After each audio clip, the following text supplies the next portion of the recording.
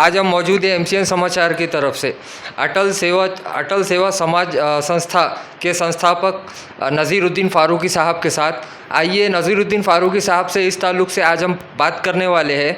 अभी आचार संहिता डिक्लेयर हो चुकी है और इसके अंदर कई सारे कैंडिडेट्स इलेक्शंस लड़ने वाले शहर औरंगाबाद के अंदर, जैसा कि भागवत कराड़ साहब है बीजेपी से, खैरे साहब है उद्धवगढ़ से और खासदार इम्तियाज़ जलील साहब भी है और अन्य इच्छुक उम्मीदवार भी रेस के अंदर है। आइए सर से इस ताल्लुक़ से गुफ्तगू करते हैं। सर, अभी जो आने वाले जो इलेक्शंस है तो इसके अंदर आपकी क्या प्रतिक्रिया रहेंगी कि कौन से कैंडिडेट वापस चुन के आ सकते हैं खासदार के अंदर? देखिए, अभी जो चुन के आने का जो मसला है ये तो जनता जनार्दन तय करने वाली है कि कौन चुन के आएंगे और कौन चुन के नहीं आएंगे। पहले तो मैं, अभी रमज़ान का मुबारक महीना चालू है, तो मैं तमाम हमारे औरंगाबाद वासियों को और मेरे मुस्लिम भाइयों को और मेरे हिंदुस्तान के सभी समाज के लोगों को मैं रमज़ान की मुबारकबाद पेश करता हूं।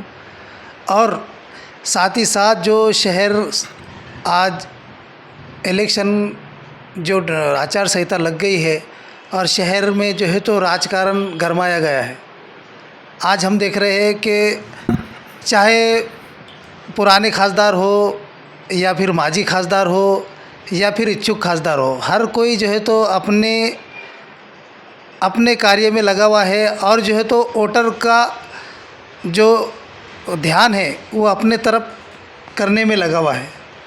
तो आज मैं यही बताना चाहता हूँ कि चाहे माजी हो चाहे आजी हो, पहले तो मैं उनसे ये गुजारिश करना चाहता हूँ चैनल के माध्यम से कि देखिए, आप इलेक्शन लड़िए, अपनी काबिलियत पे लड़िए, अपने कार्य पे लड़िए, ना ही कि आप कोई ऐसे बयानात दीजिए जिससे जो है तो समाज के अंदर जो है तो भावना पैदा हो और जो है तो लोग उससे भावनिक हो और जो है तो आपको मजबूरन उनको वोट देना पड़े। ऐसे इस तरीके के आप कोई भी बयानात स्टेज के ऊपर से ना दे, यही मैं चैनल के माध्यम से कहना चाहता हूँ। और खुसूसन मैं हमारे ईमान वाले भाई जो हैदराबाद से आकर जो है तो अल्लाह और रसूलों के वादे दे के कस्में डाल के जो है तो लोगों को वर्गलाने का काम करते हैं और जो है तो लोगों में जो है तो कस्में डालकर जो है तो वोट मांगने की जो राजनीति करते हैं, मैं उनसे खुसूसन आपके चैनल के माध्यम से कहना चाहता हूं कि आप आपकी काबिलियत के ऊपर वोट मांगिए, ना ही कि अल्लाह और रसूल के वादे डालकर कस्में डालकर आप इलेक्शन के नाम पर जो है तो वोट मत मांगिए। आपकी काबिलियत, अगर आपके खासदार ने काम करा है तो उसकी काबिलियत पे उसको वोट मिलना चाहिए। अगर उसने काम नहीं किया है तो आप बिला वजह जो है तो मुसलमानों को जो है तो गुमराह करने का काम मत करो। एक सवाल और ये भी नज़र आता है अभी कि 2014 से आज 2024 का इलेक्शन आ गया है, तो अभी तक पहले खासदार इम्तियाज़ जलील साहब आमदार थे, अब खासदार बने, तो एक आपकी क्या प्रतिक्रिया है कि खासदार इम्तियाज़ जलील साहब वापस खासदार बन सकते हैं क्या शहर औरंगाबाद की? देखिए, जहाँ तक कि हम समाज सेवक, एक समाज के हित में हम काम करते हैं और समाज में रह के हम काम करते हैं, तो जहाँ तक के जो है तो औरंगाबाद शहर का, औरंगाबाद ज़िले का जो राजकारण है, तो इम्तियाज़ जलील साहब जो खासदार बने थे इससे पहले, तो वो हमारे दलित भाई जो वंचित बहुजन आघाड़ी का जो उनको सपोर्ट था और उन्होंने जो है तो 90% अपना दिया था इम्तियाज़ जलील साहब के लिए। मुझे नहीं लगता कि अगर वंचित समाज अगर उसको बाजू में कर दिया जाए तो सिर्फ मुस्लिम समाज से जो है तो एक मुस्लिम खासदार नहीं बन सकता। क्योंकि देखिए, आपके कार्य के ऊपर आप अगर आपका कार्य उठाकर देखेंगे कि लोग मुझे कहेंगे कि आप जो है तो हमेशा जो है तो अपने ही वाले की जो है तो बात करते हैं या उसके ख़िलाफ़ में बात करते हैं। ऐसा अक्सर मेरे चैनल के ऊपर जब भी मैं आपके चैनल पे बात करता हूँ या और कोई दीगर चैनल पे बात करता हूँ तो लोग बोलते हैं यार अपने बंदे को ही आप टारगेट कर रहे हो। मेरा सवाल ये है कि आपने जो है जितने आपके 25 नगर सेवकों ने जो काम किए, जो विकास के काम किए, सिवाय एक बिल्डर के किसी बिल्डर को आपने काम दिए क्या? एक ही बिल्डर एक ही डेवलपर क्या है, मोनोपोली है। बताइए कौन सा नगर सेवक जो है तो कौन सा नगर सेवक इनसे खुश है, या कौन सा नगर सेवक इनका जो है तो ठाम जो है तो इनका काम करेगा। मुझे नहीं लगता, भले ही जो है तो वो टिकट के लिए जो है तो सामने जो है तो बात करेगा कि भाई जो है तो मैं आपके साथ है, मगर मुझे एक सामाजिक क्षेत्र में मैं काम करता हूँ और सामाजिक क्षेत्र का मेरा जो ज्ञान है वो मुझे ऐसा लगता है कि कोई भी नगर सेवक इनका काम नहीं करेगा।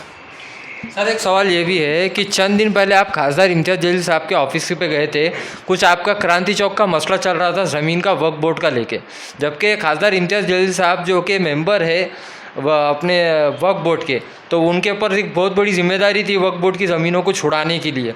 तो इसके चलते फिर आपके साथ क्या सुलूक किया गया ऑफिस के ऊपर? क्या खासदार साहब ने आपको कुछ रिप्लाई दिया इस ताल्लुक से? देखिए, मैं खासदार साहब के पास गया था और इससे पहले जो है तो मेरी एक चैनल पर बात भी हुई कि जो है तो उन्होंने जो है तो कहा कि जाके जुनैद साहब से बात कीजिए। उसके बाद हमने, जुनैद साहब तो हमको मिले नहीं, लेकिन हमने जो है तो उस काम को रोकने के लिए, क्योंकि वो जो मसला था हमारे क्रांति चौक कदीम मस्जिद कब्रस्तान का मसला था, जो सर्वे नंबर 77 में हमारा कब्रस्तान है, 7 एकड़ 22 गुंठे का हमारा कब्रस्तान है, जिसके अंदर कुछ लोगों ने जो है तो अतिक्रमण किया है। उस अतिक्रमण को हटाने के लिए हम अभी ट्रिब्यूनल में जा चुके हैं और ट्रिब्यूनल में हम उसकी केस लड़ रहे हैं। हम सिर्फ इसलिए इम्तियाज़ जलील साहब के पास गए थे कि इम्तियाज़ जलील साहब जो है तो वक्फ बोर्ड के मेंबर है और शहर के खासदार है, ज़िले के खासदार है, तो हमें उनसे, और एक ये भी दूसरी एक बात थी कि वो एक हमारे मुसलमान ईमान वाले भाई है, तो इसके वजह से हम उनके पास गए थे। वरना हमारे लिए तो अदालत था, हमारे क्रांति चौक कदीम मस्जिद कब्रस्तान का मसला था, जो सर्वे नंबर 77 में हमारा कब्रस्तान है, 7 एकड़ 22 गुंठे का हमारा कब्रस्तान है, जिसके अंदर कुछ लोगों ने जो है तो अतिक्रमण किया है। उस अतिक्रमण को हटाने के लिए हम अभी ट्रिब्यूनल में जा चुके हैं और ट्रिब्यूनल में हम उसकी केस लड़ रहे हैं। हम सिर्फ इसलिए इम्तियाज़ जलील साहब के पास गए थे कि इम्तियाज़ जलील साहब जो है तो वक्फ बोर्ड के मेंबर है और शहर के खासदार है, ज़िले के खासदार है, तो हमें उनसे, और एक ये भी दूसरी एक बात थी कि वो एक हमारे मुसलमान ईमान वाले भाई है, तो इसके वजह से हम उनके पास गए थे। वरना हमारे लिए तो अदालत के दरवाज़े खुले हैं और हमने आखिर में अदालत के दरवाज़े के ऊपर ही हमने दस्तक दी और इंशाल्लाह हमें वहाँ से इंसाफ मिलेगा। यही आपके चैनल के माध्यम से बताता हूँ। अगर कोई इम्तियाज़ जलील सपोर्ट नहीं करता है तो इसका मतलब ये नहीं कि अटल समाज सेवा संगठन जो है तो मजबूर खामोश बैठेगा। इंशाल्लाह जो आवाज़, हक़ की आवाज़ है, वो उठाते रहेंगे और लड़ते रहेंगे। सर एक अंदाज़न आपको क्या अंदाज़ा लगता है कि कौन सा कैंडिडेट विनिंग हो सकता है औरंगाबाद शहर के अंदर? एक अंदाज़न तो होगा आपको, आप इतने साल पॉलिटिकल लोगों के साथ रह चुके हो, तो क्या भागवत कराड़ साहब रह सकते हैं, क्या खैरे साहब है, क्या इम्तियाज़ जलील साहब, क्या अन्य कोई? देखिए, मेरा जहाँ तक के रुझान है कि डॉक्टर भागवत कराड़ साहब जो है तो उनको बीजेपी का टिकट दिया जा रहा है या देने वाले हैं, अभी कोई घोषणा हुई नहीं है।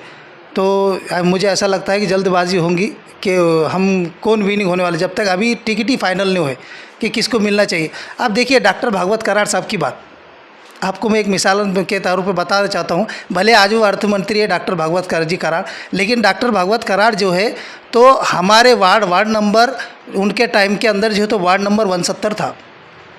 वार्ड नंबर 170 आज की डेट में वार्ड नंबर 67। इस वार्ड के अंदर डॉक्टर साहब का जो है तो दवाखाना भी था और घर भी था। आज भले डॉक्टर साहब बड़े कोई जो है तो दूसरे एरिया में जाके रह रहे हैं, मगर जो है तो डॉक्टर भागवत कराड़ साहब ने जिस गली में रहे, जिस गली से इलेक्शन में जीते और जहाँ के वो नगर सेवक रह चुके, उन्होंने उस गली का विकास नहीं किया। उनको जो है तो भाजपा ने दिल्ली दे दिया। मैं ये कहना चाहता हूँ कि जिसने गली का विकास नहीं करा वो शहर ज़िले का विकास क्या करेगा? मुझे नहीं लगता डॉक्टर भागवत कराड़ जो है तो सफिशेंट है।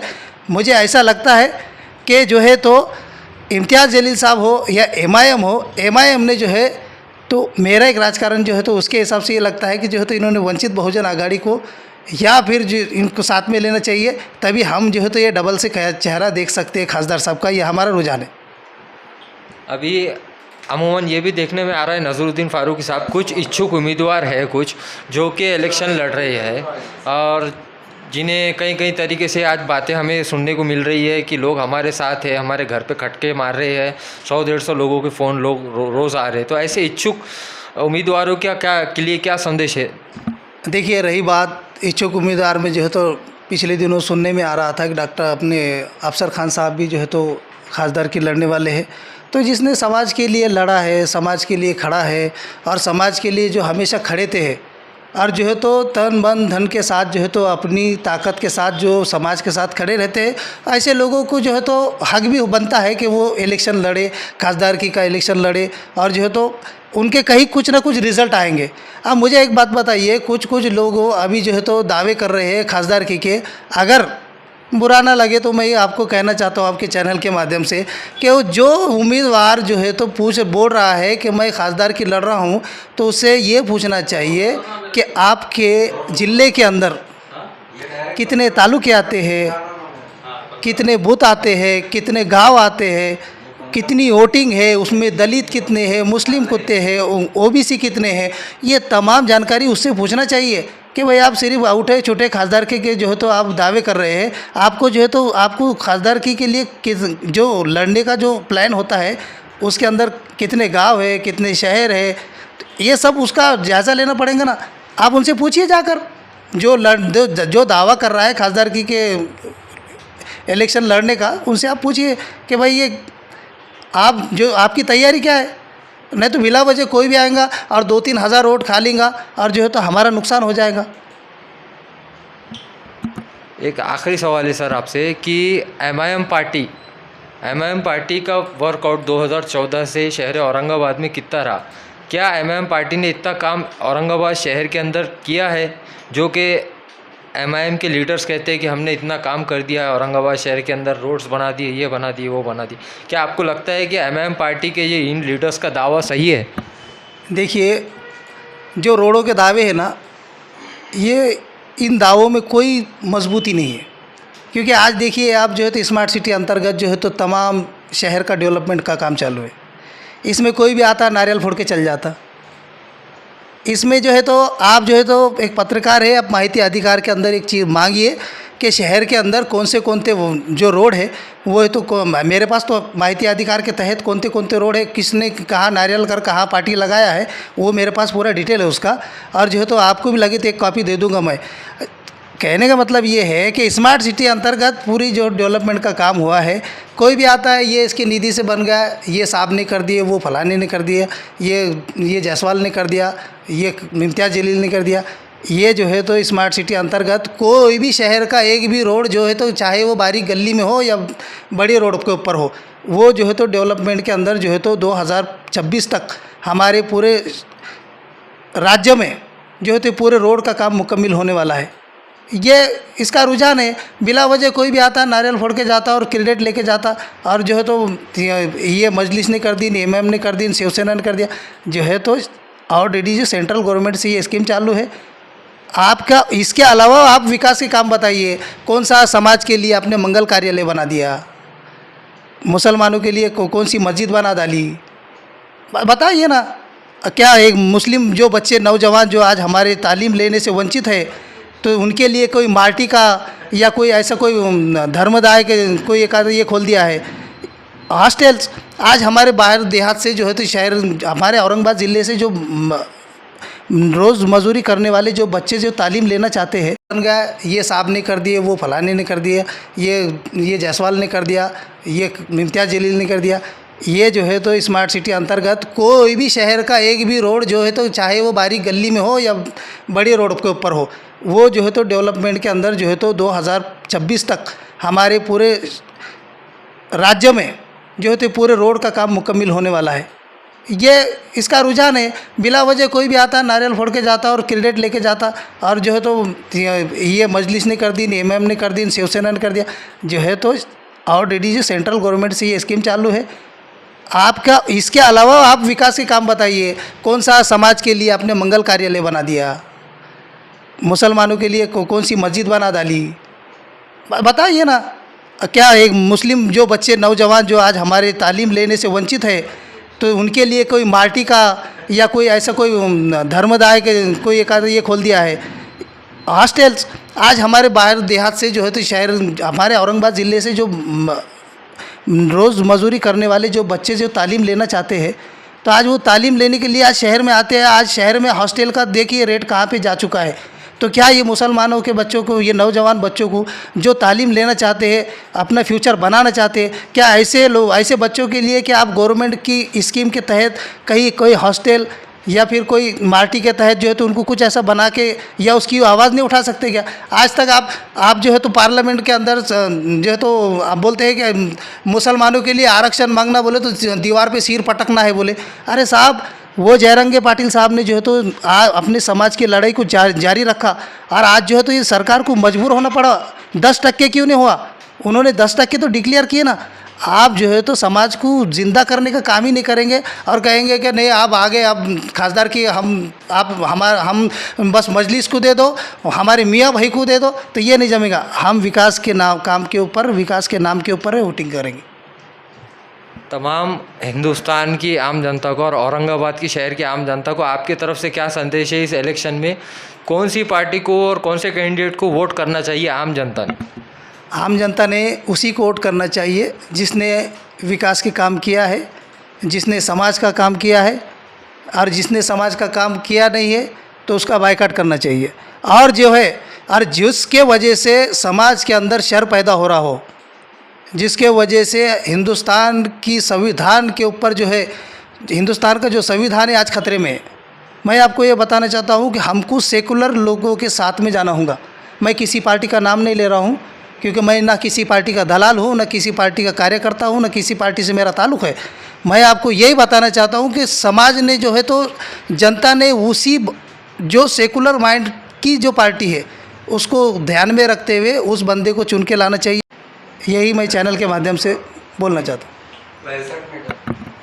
तो आज आपने देखा, हमने नज़ीरुद्दीन फ़ारूकी साहब से बात की है और नज़ीरुद्दीन फ़ारूकी साहब ने इतनी अपील की है तमाम भारतवासियों से और औरंगाबाद शहर की आम जनता से भी कि वो अपना वोट उसी पार्टी को दे और उसी लीडर को दे जो उनके हक़ की आवाज़ बुलंद कर सके और उनकी हिफाजत कर सके। बस आज के लिए इतना ही। आप देखते रहिए MCN समाचार, खान राफे मोहम्मद के साथ।